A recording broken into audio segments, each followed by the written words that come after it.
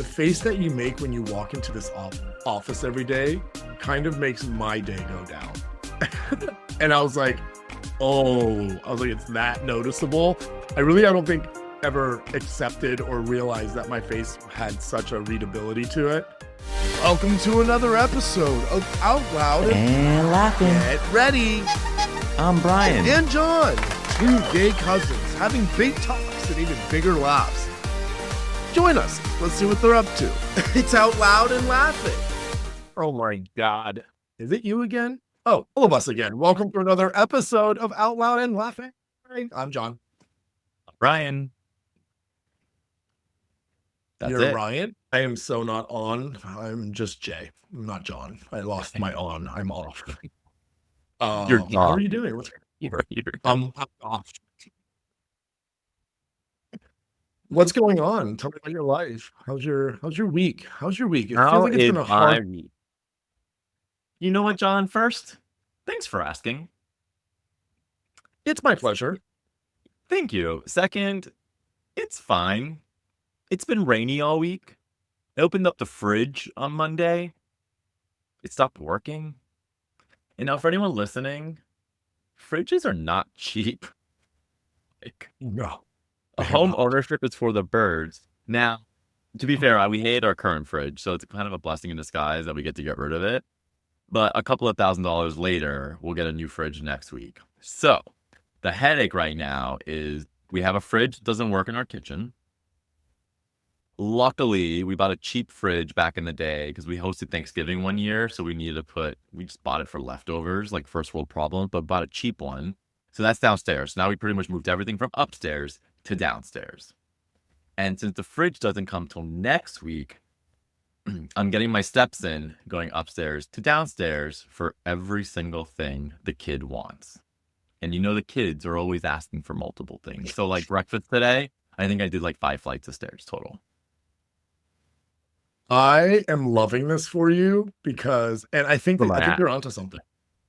I really think you're onto something because when I go up to the fridge and I open it, I am not going up and downstairs, and I am basically just grabbing whipped ricotta or ice cream, and there's no moves or steps involved. And so I love how you're building your fitness into your fridge experience. I'm sorry about your bad luck, though. That sounds awful. Well, I mean, I like to, you know me, I like turning negatives into a positive, and the new fridge, which I'm super excited about, will have a dedicated drink drawer. So you could pull it out and have our drinks nicely laid out. And like, I'm literally so excited for it. It's such a gay. Tell me about your Jetsons 2025 refrigerator. Wow. Drink drawer. Tell me about your drink drawer. No, Jon, that's personal. Tell me about your drink drawer. Hey, that's personal. Let's get personal, Bryan, because, I feel like, yeah, let's do it. Between us sharing everything and everything, everything and everything here on this pod, everyday life can be chaotic, regardless of whether you are up against a broken refrigerator or even a broken heart. Possibly even sort of your spirit may be broken just a bit. And it makes it really hard to get to some of the things that you sort of want to get to. So while we're on the topic of fridges, maybe it could be interesting to talk about like fitness and faking it and doing other things that we try to do to get through our chaotic lives. Okay, let's do it. Tell me. What do you think? Let's do it. I mean, to be honest, I know we sound so put together on this podcast. All the time. Yeah, but not even a little bit. I think we should call this one, Bryan, because I want to talk about everything fitness. I want to talk about all the ways that you advocate and care for yourself and take your you time. And I also want to talk about some of the times that, because we're all really just faking it till we make it. So I'm going to call this one fitness, facials, and faking it. What do you think? That's a lot of F's, but I give a lot of F's, so let's do it. You brought it up at the fridge, so that's what inspired me. I also totally just leaned forward to the microphone as if I was doing on Price is Right, $1 Bob. $1 Bob. I am a $1 Bob guy, by the way. I am FYI. happy to talk about fitness, facials, and faking it. I definitely just got home from my trainer, which has been very good. Today we did a lot of body weight and stretching because I threw my back out last week. This is 40-year-old. Be careful. So yeah, I love a good fitness and facial. Now, I just want to clarify, what kind of facial are we talking about? I don't know, but the more you say facial, all I can think about is facial recognition. And now I have a very awful image in my head of what facial recognition can also be. Mine was a little bit messier than that, but we'll get through it. That's awesome. No, I think this is a great. I love that you're on this glow up journey and that you take care of yourself physically. You know, as we get older, part of my physical journey what was awesome. We all know we're gay, and being the gay world is ruthless as it pertains to sort of like physique and aesthetics and such. So there was definitely that side in terms of getting myself back in shape. But like to your point of like pulling our backs and making sure that pulling our backs and injuring ourselves, I want to make sure that during my fitness journey that it includes like getting stronger so that like when we do injure ourselves, that my body is sort of in a position to heal and has sort of like all the muscles and tendons and ligaments in the right spots. I'm not sure that that's the case all the time, but so you said you have a personal trainer. How many times a week do you go to the gym? I've been trying to go right now at least two times a week, three times a week. It's been a little bit harder right now just because of my back, but yeah, I typically do about three times a week. I think you're a little bit more than me though. Sometimes. What does it look like for you? I know that I don't know do we do sort of similar workouts? I'm not too familiar with your routine or what you and your trainer do. You are more the class goer. I'm more of like the weights guy. Yeah. Like I do like the class every so often, but I also like just being on my own schedule. Um, so I kind of do it that way. I was actually at the gym today, and like between our little breaks, I like get on my phone and something came up with Dick Van Dyke, who's like in his 90s. What'd you call me? Just kidding. Yeah, DVD. We love a good but he's yeah. like 90, he's in his 90s, and I read the quote that he says, I worked out in my 30s, something like that. Don't quote me completely, but like I worked out in my 30s to stay beautiful. I worked out in my 50s to stay healthy. I worked out in my like 70s to stay mobile, and I'm working out in my 90s just to annoy everyone, i.e., that he can still do it. And I was like, it's so true. Like I think fitness is so important from like from like when we were younger all the way until the day you die because it keeps you moving. But the reasons why you stay healthy are for different reasons, right? Through time. So Yeah, I love how it goes from this idea of like self-care to self-comparison, right? Like where it's like in the 30s he's doing it to be vain, whereas when he gets older he's doing it to annoy the shit out of the people that he has around. That cracks me up. I know. But I was thinking about it too, like I wouldn't say that you and I were raised to be fitness people. We'd almost like Absolutely. our parents, like our moms were definitely of the era of slim fast cans, but that was definitely like an 80s thing, early 90s. But we weren't taught to like have a salad for dinner with like grilled chicken. Like we were definitely of a family of like eat a lot of food, very carb heavy. And if you wanted to do sports, it's because you wanted to. It wasn't because we wanted you to be healthy and fitness. Like it wasn't like pushed. It wasn't You bring up something. not pushed, but we weren't pushed to like be health conscious. You bring up a really good point. And when you say the word health, I'm gonna push it a little further to say like holistically healthy, right? Yeah. Like Yeah. we weren't really taught how to take care of ourselves, right? Like whether it's um physical or emotional, right? And there are so many things that I have just recently learned and that I'm still in the process of implementing in terms of routines and rituals. Going to the gym has become something that I've actually started to enjoy over time. Yep. You said that I'm a class person. You're absolutely right. I like to go to Orange Theory. Shout out Orange Theory. And I love the music. I love the low lighting. I go in, I disassociate, I do what they tell me to do, and I burn about 850 or 900 calories, and I GTFO. But like, so there's like that part that takes care of sort of my body. But then, like, for example, I now have a skin routine. I now Yeah. like try to do a bedroom routine. I have started to build in things to not only take care of myself aesthetically, physically, but like it makes me actually feel good that I'm doing something for myself. And I think growing up, we necessarily weren't chosen how to choose ourselves. We weren't necessarily taught how to choose ourselves, excuse me. And so I'm leaning into that space now. You know, I'm trying to work into the self-improvement space, Yeah. and go right past the self-delusional space, which is hard sometimes. But you know, I love to use like my Keels every day, and that's something that works for me. Yeah. Do you have like a routine, or do you like, what does it look like for you? What does self-care look like for you outside of the gym? Yeah, excellent question. Self-care for me evolves because I feel like when something happens in this house, like my world and schedule just flips. And it's little things like I get into a good facial routine at night, and then something happens and then my routine gets disrupted a little bit. So actually, I'm more at fault of keeping routines. I agree Disrupted with as in you. the kid, disrupted as in the kids walk in on your facial routine, or No, disruptive just as chill? if the kid's like, yeah, well, a kid's sick and then they're home, and or I throw my back out, or I have a work trip, and so it's really hard for me to keep routines when I'm disrupted, like my day to day. Um, which I'm learning that about myself, so I'm trying to overcome that. But I do try to make sure, like, I try and fit things in. So it's less about routine and more around a checklist of what I need to do in a day. So like, I know I need to put my cream on my face before 10 a.m. So either I do it before I go into the city, or if I'm working from home, I just need to do it before 10 a.m., right? I just need to figure out when to do it.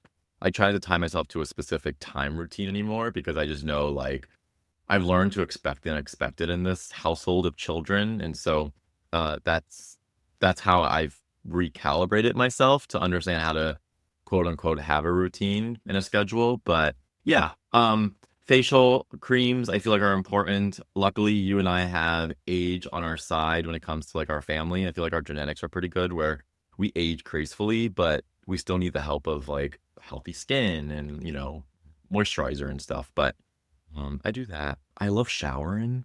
I really like what you just said about the recalibration and giving yourself a little bit of space and not being Yeah, so rigid, right? I think the rigidity of routine can stand in the way of progress, right? Um, you know, perfection in front of progress, right? Instead of like saying, well, I didn't do it when I brushed my teeth this morning, so now I'm not going to do it for the rest of the day. You're like, I have until 10 a.m. to put my eye cream on. And I actually really like that. And it made me think about some things that I do as well, which I have found in the process of getting to know myself and how I operate, because I agree, right?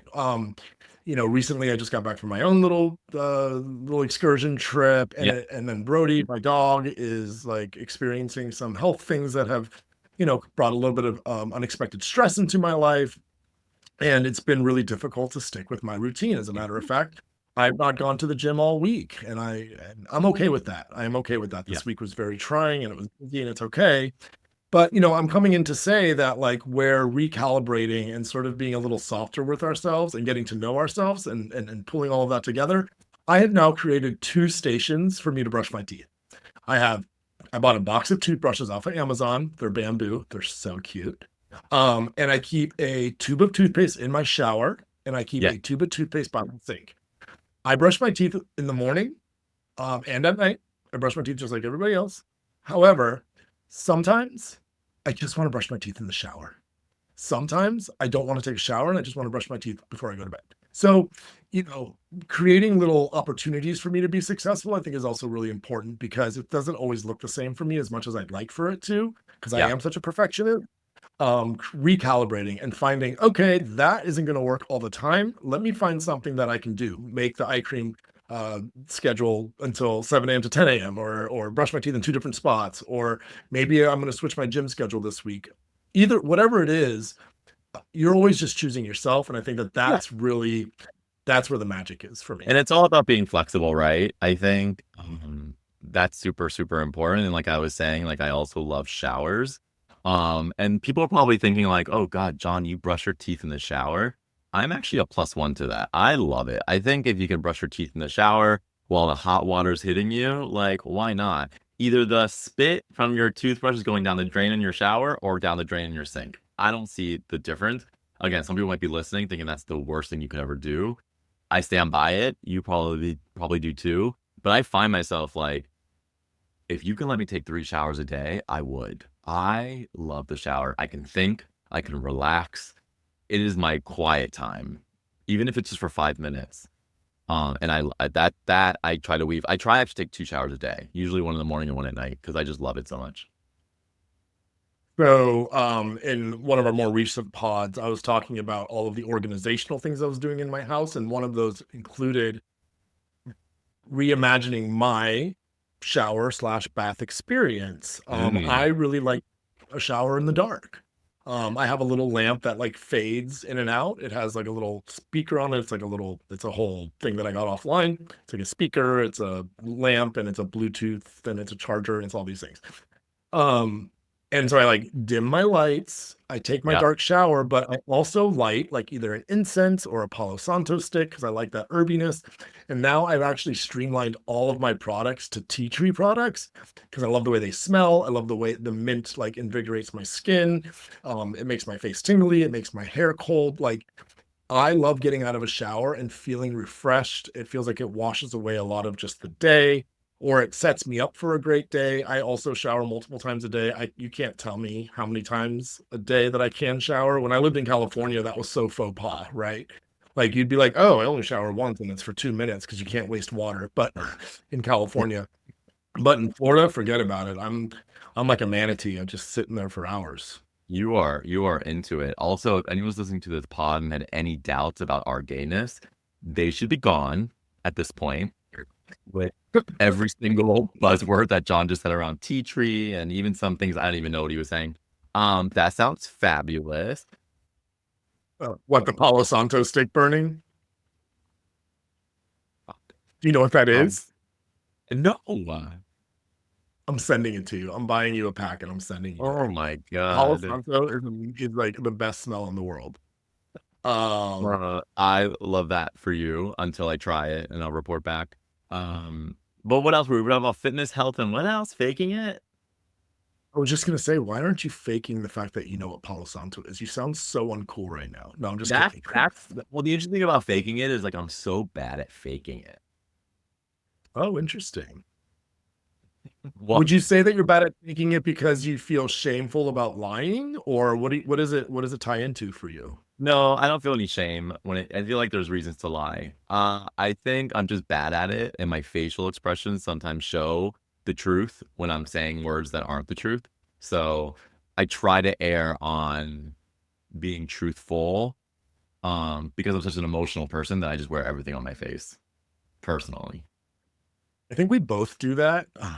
Yeah. I had a colleague. I had a colleague one time tell me at work, which was a really weird experience because I was really trying to fake it then. I was really Yeah. unhappy. It was a super toxic work environment, which was weird because my CEO was gay, but he was probably the most unaware and toxic person I've ever kind of crossed or met. And then ironically, the gentleman who said this comment to me was also gay. So that would make me the third gay person in this story. But he says to me, Jon, he goes, the face that you make when you walk into this office every day kind of makes my day go down. And I was like, oh, it's that noticeable. I don't think ever accepted or realized that my face had such a readability to it. But it did. And I'm not good at faking it either. I think you and I are similar that way. I think it might be cultural because there are times where like I know my mom's thinking something, and she'll be like, "What? I didn't say anything. I didn't say anything." I go, "Mom, you said a lot without using a damn word." So I do feel like it's almost hereditary, and that just our family, like I don't think anyone can really like not show what they're thinking with their face. So I just learned to embrace it. and just be more mindful of it in the moments where I feel like I do need to fake it. But yeah. But then on the flip side of it all, I something else that sort of sticks with me is something else I heard, which was we're all just 10-year-olds with our pants around our ankles, which is basically like saying everybody's faking it, everybody's figuring it out. I think to your point about not faking it is probably the way we should all be authentically showing up. Um, but everybody really is coming forward with some level of self-consciousness or fear of getting it wrong or being viewed as less than or stupid or whatever. I think that's why people choose to fake it. But what's funny is Maybe. it's that mentality to me that actually makes people look stupid or makes people feel a certain way of shame and such, because if you're not faking it and you're being authentic and honest, I can come to you and say, you know what, Bryan, I don't even know what's going on right now. Recently, we had something happen where I was just like, Bryan, I feel really dumb about this, but am I getting this right? And to my surprise, you said I had to read it a couple times too. And it's sort of like if we all bring each other on this faking it journey, then what does fake even mean? Right. Although, to be honest, the last 30 seconds while you were talking, all I kept doubling down on is when you said a 10-year-old, we're all 10-year-olds with our pants down. Excluding the 10-year-old part, I kept thinking back at facials again. So I don't know. I was a little sidetracked. Pants down, facials, gym selfies. Yes, I'm here for all, but we could wrap this up in a big gay wrapper. That would be it. Facials, we could wrap pants around your but I'm allergic. Get your pants around your ankles and start your facial routine today. And launch that OnlyFans page. Ooh, that's fun, Bryan. Fridges, fitness, facials, faking it, and OnlyFans. Yeah. I am listening to this podcast. I am like, what? I don't know what it's about, but I am listening to this podcast. I am listening, and I am in on these two queer, annoying men who just keep talking at us. Yeah, annoying. We use it loosely, the word annoying, but I'll just say that, like, at the end of the day, between you and I, being gay is honestly just a cycle of trying to get hot, some spiraling, spending all the money we don't have, and then pretending you're fine. Nothing's on fire. And then lighting a stick that's called what? Palo Santo. Perfect. I will make sure I check it out. It's a sacred tree that like has to age forever and dry out forever. But when you burn it, it smells like cedar and vanilla, and I just sounds amazing. Let's just stop boring everyone. We'll talk soon, okay, Jon? Send me your face cream skills. I mean, your face cream. Send me all your face creams. I need to know what you're using. So I'll talk to you soon. Bye. You're weird. Bye.